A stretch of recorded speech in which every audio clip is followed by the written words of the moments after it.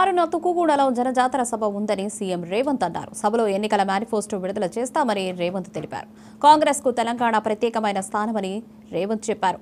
కేసీఆర్ సూచనలు ఇస్తే ప్రజలకు ఉపయోగపడుతుంది అంటే అమలు చేస్తామని చెప్పుకొచ్చారు. చల్లా వంశీచంద్ర రెడ్డి గారు చాలా మంది పెద్దలు ఈ రోజు ఈ సమీక్షకు రావడం జరిగింది. ఈ వేదిక మీద నుంచి తెలంగాణ ప్రజలకే కాదు జాతీయ స్థాయిలో భారతదేశ కాంగ్రెస్ పార్టీ ఎన్నికల మేనిఫెస్టో తెలంగాణ గడ్డ మీద విడుదల కాబోతుంది.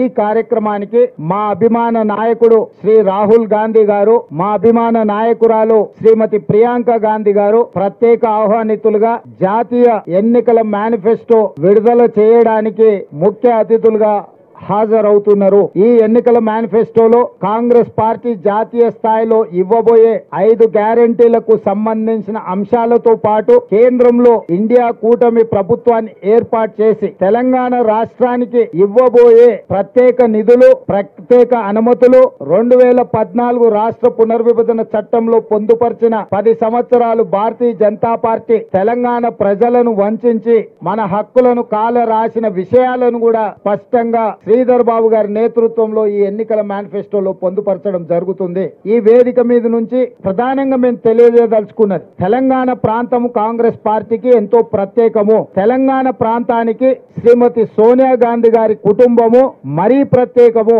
ఎందుకంటే తెలంగాణ రాష్ట్ర కళ సాకారం అయ్యింది అనంటే కేవలం శ్రీమతి సోనియా గాంధీ గారి వల్లనే, వారి దయ వల్ల, వారి ప్రేమ వల్ల ఈ రోజు తెలంగాణ రాష్ట్రము ఏర్పాటు చేసుకోవడం జరిగింది. ఏర్పాటైన తెలంగాణ రాష్ట్రం 10 సంవత్సరాలు చంద్రశేఖరరావు గారి నాయకత్వంలో 100 సంవత్సరాలకు జరగవలసిన విధ్వంసం జరిగింది.